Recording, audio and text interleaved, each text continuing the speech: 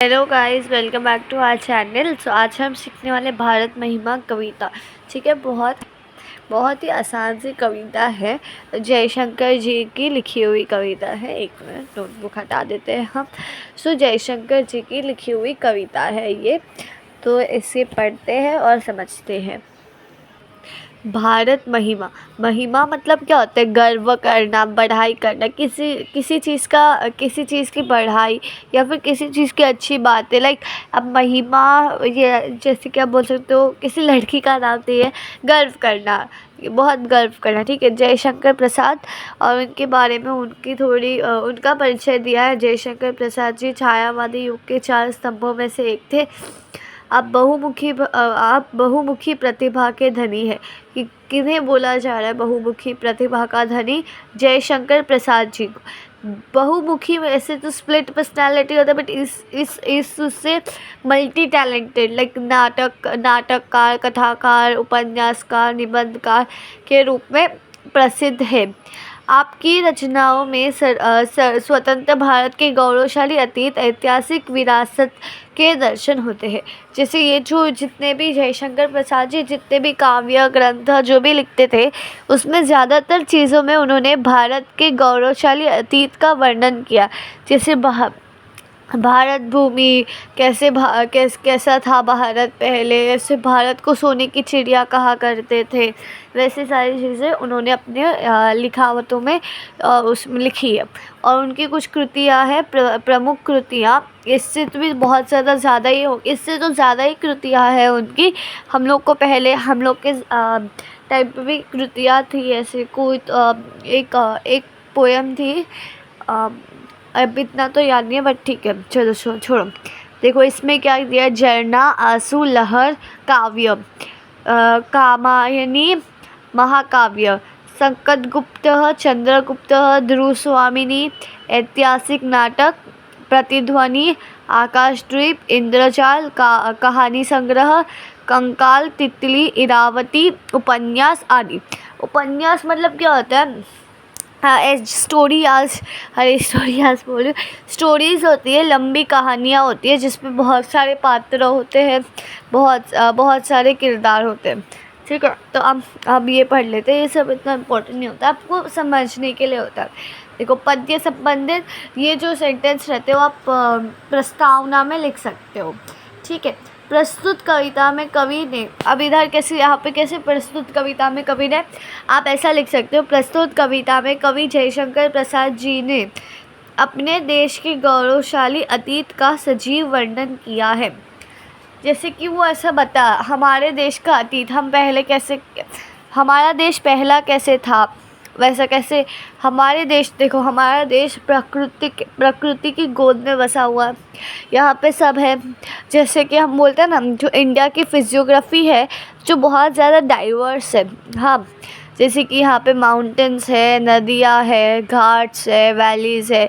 जैसे कि आपको पर्वतों, शिखरों के बारे में पता होगा तो सबसे पहले ऊपर हिमालय है, फिर इधर ईस्ट थोड़ा नीचे जाएंगे तो सबसे पुराना वाला पर्वत बोलते हैं सह्याद्री पर्वत है, अरे अरावली पर्वत है, फिर नीचे सह्याद्री है, अन्नामलाई, फिर बीच में विंध्या, सतपुड़ा, ऐसे बहुत सारे पर्वत है, बहुत सारी नदियाँ है, गंगा, ब्रह्मपुत्रा, ये जो हिमालय से आती हुई नदी, ये सब पढ़ा होगा आपने कहीं, शायद से आप पढ़ोगे भी आगे चल के।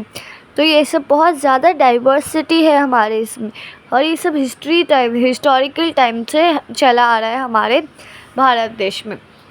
किसी से ऐसा छीन के नहीं लिया है हमने। जैसे कि अगर ब्रिटिश लोग यहाँ पे राज कर रहे थे तो हमारा जो राज्य है उस पर कब्ज़ा करके राज कर रहे थे। क्या हमने भारत किसी से छीना है?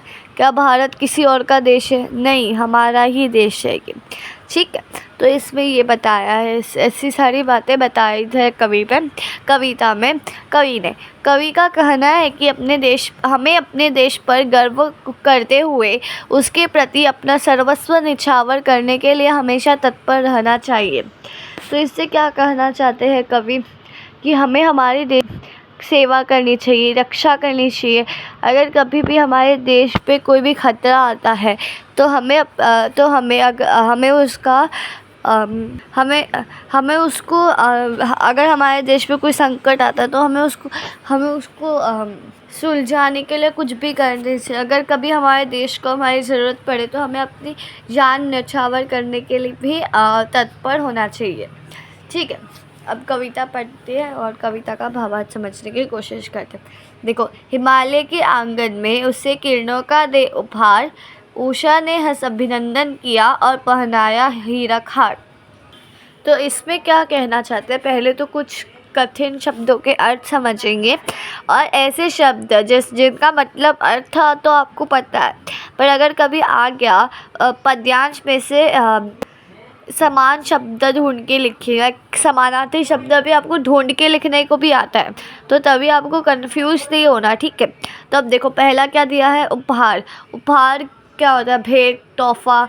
उपहार का मतलब गिफ्ट होता है, वो आपको पता है, बट इसको भेंट बोलते हैं, तोहफा बोलते हैं। ठीक है, तो अगर आपको ऐसा क्वेश्चन आ गया, अगर आपको ऐसा सवाल आया, समझो कि उपयुक्त पद्यांश में से उपयुक्त पद्यांश में से भेंट, ये अर्थ का शब्द समान शब्द ढूंढ कर लिखिए। तो क्या होगा उसका आंसर, उपहार। ठीक है, तो इस तरह आपको समझने के लिए आसान होगा।